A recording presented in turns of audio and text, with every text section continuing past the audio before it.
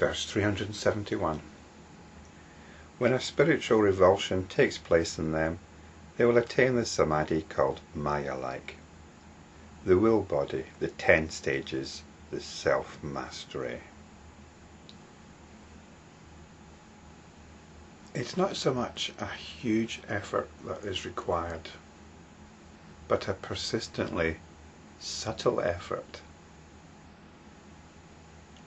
to claim back the attention from all the things it gets lost in.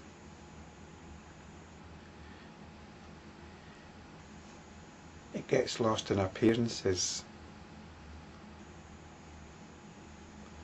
The appearances which we describe as the sensory world. It gets lost in thoughts, ideas, our imagination. It gets lost in our moods and feelings. And finally, as was spoken about in the previous video, it gets lost in ideas about spirituality. So it's a very subtle effort, very subtle and persistent effort to keep seeing what the attention is identifying with. Ultimately, we want it to identify with itself only. And the factor that can help us most in this is realizing that there isn't actually any reason for the attention to be diverted from its own absolute nature. And this is what's meant here by revulsion. We revolt against the usual tendencies, the usual indulgences, the indulgences of the attention, what we allow the attention to indulge itself in. So this is it. This is enlightenment practice.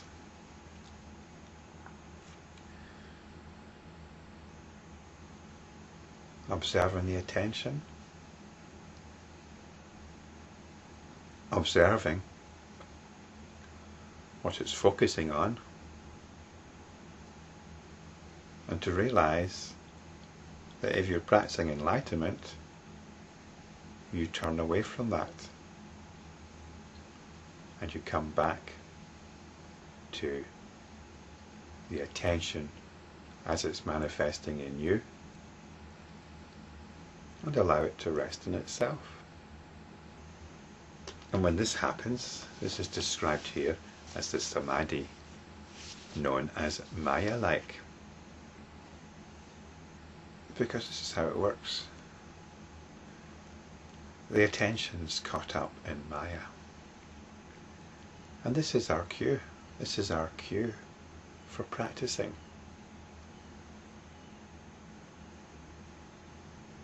We realize Maya. We realize what was described in the previous verses, no form. We realize that what we take as a physical, external world has no substance. When we're getting on with things, we have to direct the attention onto that and operate in accordance with conventional understanding. But most of the time we have opportunities to practice.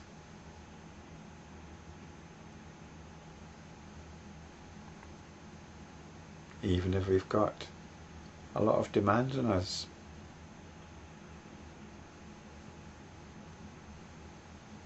It just takes a few seconds. A few seconds here, a few seconds there, a few seconds most of the time. We keep coming back to this. Maya pulls us in. We see this and we revolt. And we come back to realization. Realization of awareness.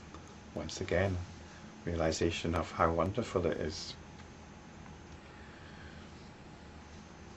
Our moods We could call it the moody Samadhi. Moody Samadhi. If we're in a particular mood, well, this is a great opportunity to turn to these teachings and come back. And as we do this more and more, then we're inhabiting what's called the will body.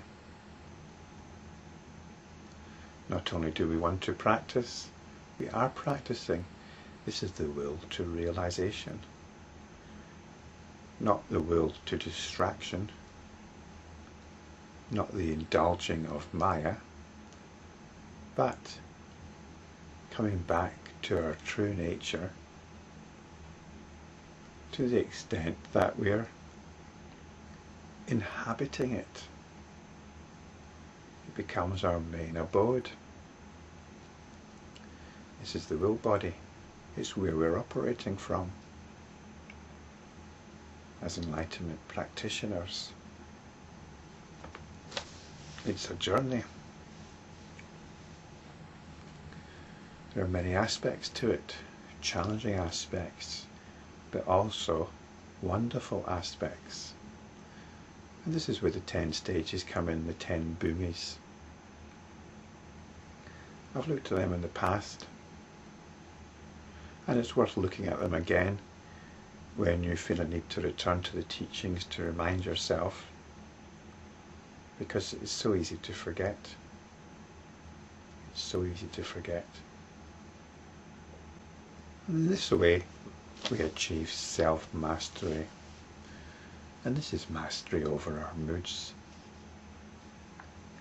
The moods no longer dominate. This is an interesting one. I've mentioned before that my own moods are quite difficult. In fact, sometimes it's almost like they're an alien presence, parking themselves in the middle of my psyche. And as I've mentioned before, I've wondered if I should seek the help of some medication, because it seems to me that these are a physical thing rather than a psychological thing.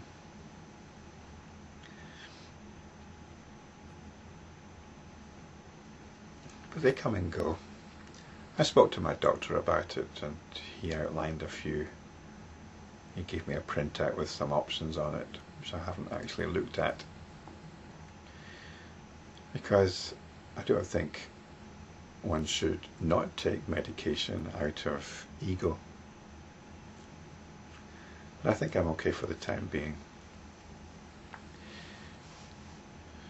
Moods are almost like some kind of trauma. There are trauma in the body which affect the psyche. But there's a great tool here, this tool of enlightenment practice.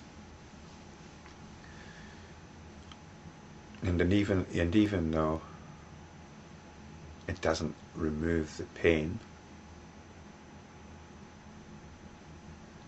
it removes the aggravation of that pain.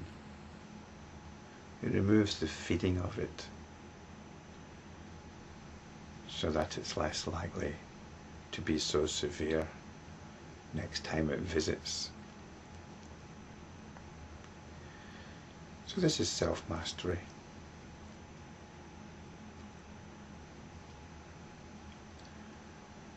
It's liberation.